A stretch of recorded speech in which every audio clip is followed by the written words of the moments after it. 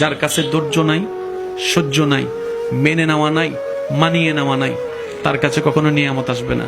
এই ক্ষেত্রে আমাদের অনেকের মনের একটা চাপা প্রশ্ন থাকে, জানতে চাওয়া যে ধৈর্য তো অনেক ধরেছি, আর কত ধৈর্য ধরব, সহ্য তো অনেক করেছি, আর কত সহ্য করব। হাজার দিকে উত্তর না গিয়ে একটা উত্তর দেওয়ার চেষ্টা করি, মাথায় এবং মনে বসিয়ে রাখবেন যদি ভালো লাগে। ধৈর্য ততক্ষণ ধরব যতক্ষণ আমাদের রব খুশি না হয়। সুবহানাল্লাহ। যতক্ষণ রব খুশি না হবে ততক্ষণ ধৈর্য, ততদিন ধৈর্য, তত মাস ধৈর্য, তত বছর ধৈর্য।